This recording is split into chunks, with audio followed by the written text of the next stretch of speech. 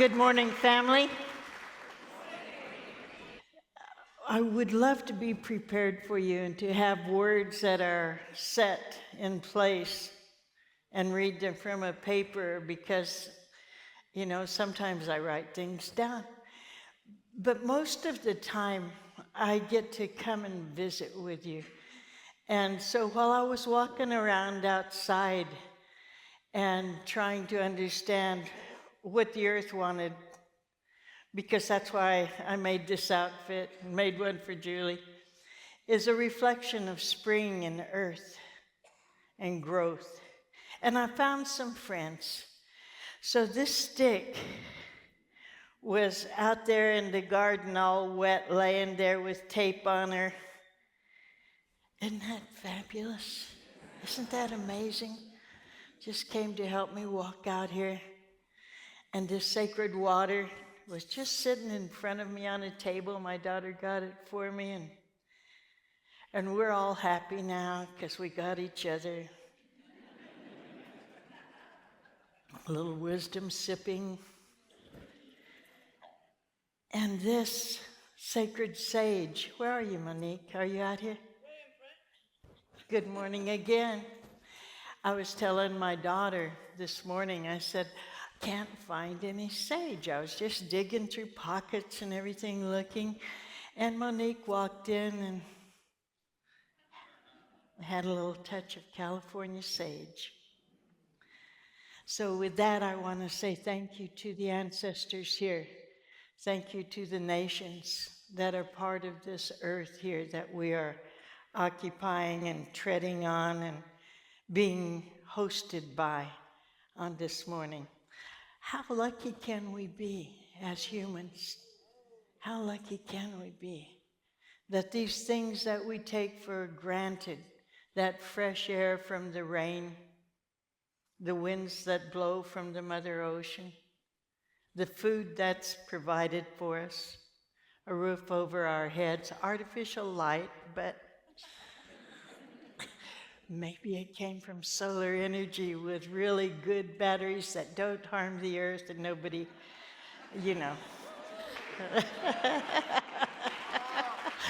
We gotta hope, right? So I'm gonna set down a few of these relatives over here and visit with you some more. And by the way, Reservation Dogs wasn't the last thing that I got to participate in. Have any of you seen Avatar: The Last Airbender on Netflix?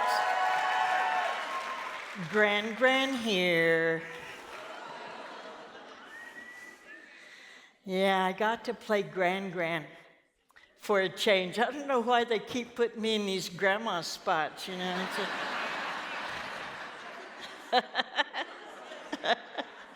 It's such a blessing.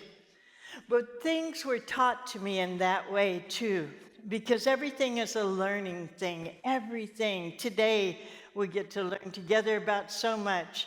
When they called and they told my daughter, who does most of my everything actually, I get to just hang out with her and do things in front of people. But they wanted a title for the talk today. And I said, gosh, I don't know, what do we do today? Well, we're walking the red road every day of our life, every second, every moment, born into it, got the honor to continue it. We're walking the red road.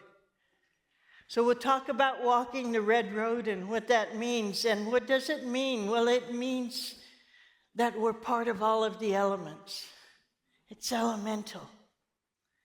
And even playing Gran, it was such a learning experience for my children and grandchildren and great-grandchildren who loved Avatar, because it talks about the elements of fire, air, water, and earth. And I thought, being a gran that bends water, oh, that's right up my alley. Because that water is bending all over in me right now. What can I learn? What can I understand about its connection with walking the red road and the elements that are present to lead me to create the very body that we call this robe that we wear over our spirit. What is it made of? And I started thinking about the fact that so many of us are in mourning. I was thinking about those wars that were happening. And I cry every morning and make my offerings and my prayers in the morning for those who suffer that. Those that are the greedy ones who enhance and encourage that because it brings billions of dollars into the extractive industry, into the pockets, billions of dollars. I even find that funny. I do like the green color today, but what does that really mean? What does a dollar mean? What happens to that dollar if it's exposed to the elements, for instance? You know, maybe if it was in the water, it would dissolve. Maybe if it was in the air, it would blow away. Maybe if it was in the fire, it'd go poof. Maybe if we bury it in the earth, it enriches the soil. But what is it really? What is the value of that if you're walking the red road? The only value in that is if you can give it away. Is if you can buy food for someone without food. Maybe it's something that can pay for a blanket for one of those that they call homeless. How can we don't have a word for homeless in my language. I'm having a hard time even relating to some of the concepts. It's all elemental. How are we going to approach this walk on the red road? They tell us in our ceremonies that walking the red road, if you have the black road, which is the human road, and the red road, which is the spiritual road, the understanding that was given to me is that as you walk the black road, you make mistakes because you're human. You walk the black road and you step off of the red road over and over again. But if you learn something, then it's like a thermometer, that red line, that red road is leading you towards your oneness with Wakanda, with the Great Spirit. And what is the Great Spirit? The Great Mystery is a culmination of all that has spirit.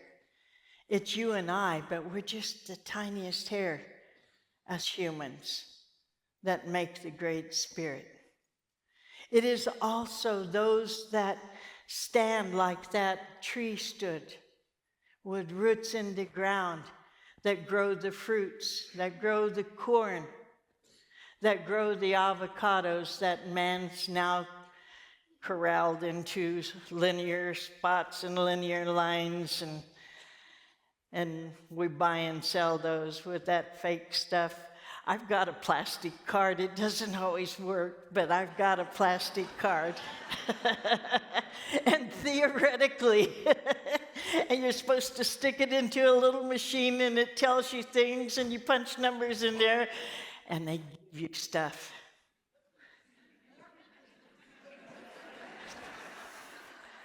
It doesn't always work. Sometimes, well, maybe yours does. I don't know. I kind of thought if they gave me one of those, it meant something. But they're very false-hearted people, those banks.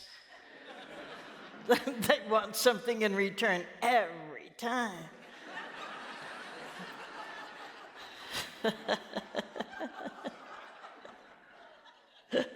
It's very difficult sometimes to wrap my head around the way these imaginary worlds work, that human beings have made up. The other thing, there's a little clock up here in case you guys don't know it, and it reminded me that in my language we also don't have a word for time, because humans have also made that up. Really? What were we thinking?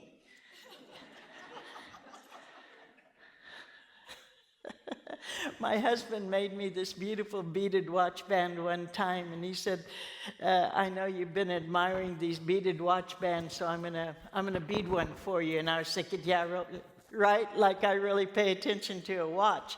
But he beaded a crystal on there, and he said, this is exactly your kind of timekeeper. If the sun's shining on it, it's daytime.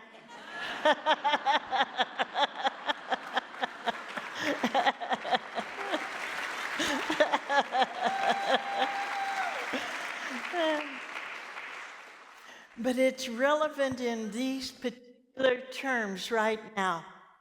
Right now, it's relevant for us to know what is this particular instant that we're occupying in the historical sense. And back to playing Gran. Gran lived in the ice. Did any of you see Netflix Avatar? Yeah. Yeah, so Gran lived in the ice on the polar caps. And so this Gran is hyper aware prior to taking that job about what's happening with the polar caps, with the south and the north polar caps. And that happens to be in the story where the water tribes live, right? Why is that? Whose imagination is taking us there? And what are you and I, not just Gran, what are you and I doing about the health of the polar caps? Why is it that the oceans are rising here where you live? Many of you live here in this Bay Area. Why is it that the temperature is changing? Why is it that the jet stream is wildly moving how it chooses to move? Because human beings have really acted stupid. We really have acted as if we are separate from the elements. We really have looked at ego and false senses of reality, like the plastic cards, as being something that is tangible. What is tangible are the natural laws, not the laws that humans have made, but the natural laws. The wind blows because it knows how to purify. It knows how to move the Thunder Nation to where it needs to be or not to be. The wind brings the seeds, the wind moves all of the beautiful things that we're now dealing with in the forms of allergies that spread across the earth. The wind cools from the caps, the polar caps. The wind is my breath and your breath, intermingled with the breath of the elephants, of the dolphins when they crest, of the redbirds, of the creepy crawlers when they come up from the earth, of the plants, of the fire, and us. We're part of that. We're not separate from. I'm sharing breath with you as we speak. Where has that breath been? Remember who you are and what you are. What about the fire? That is part of the Father's Son, they say. That is part of the volcanoes and the inner portions of my mother, the earth. That is part of man. Man. Women, we are water carriers. We carry that in our belly too.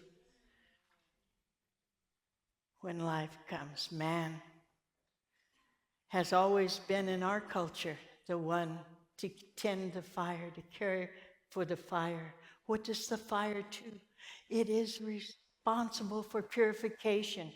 Back in the day before the colonists came, We who lived here knew that the sacred fire would cleanse certain areas, and now they call it controlled fire.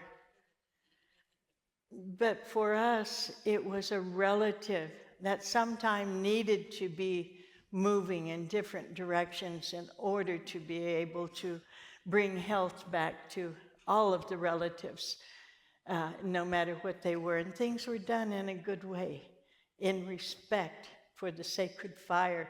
What about the water? What about the water? I was thinking again, when I was a little child in school, and they talked about how the body was however many percentage of water. And it's always like, you guys are just discovering that? Yikes.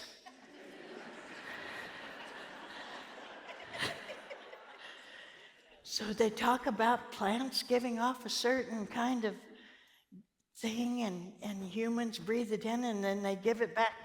You're just discovering that?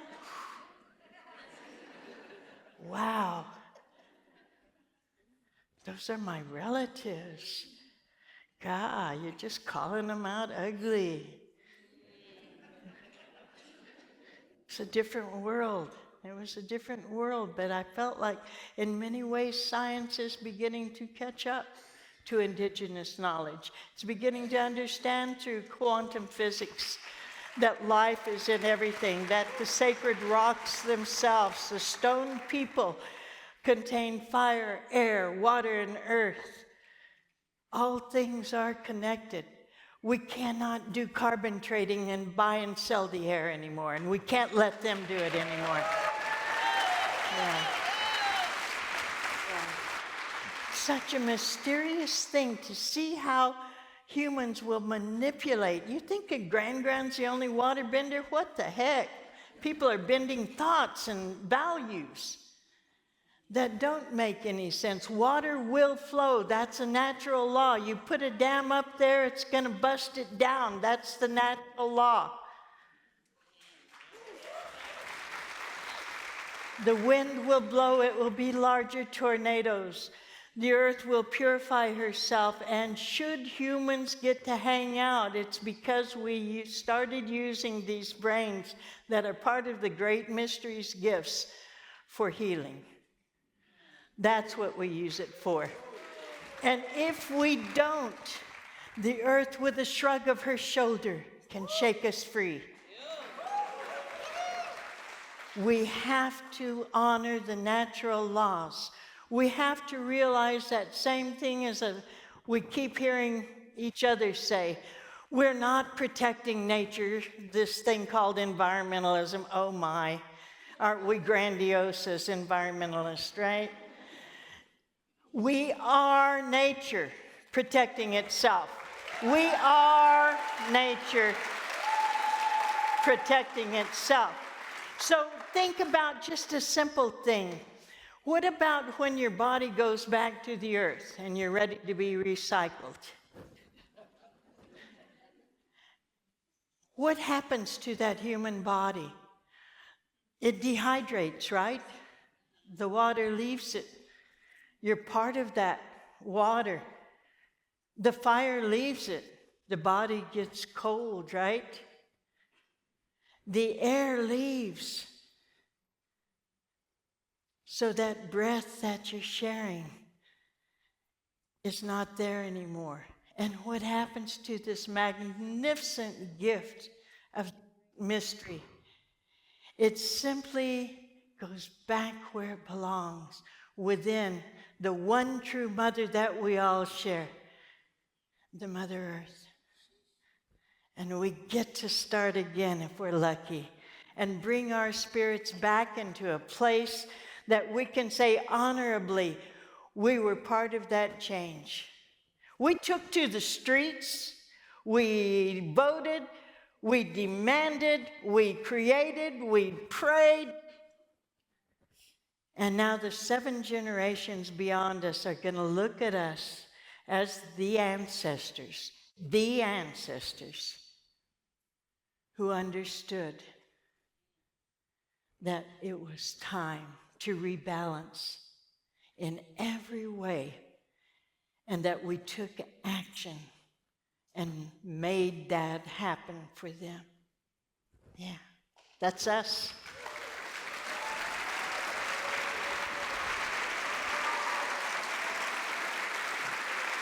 And I love you.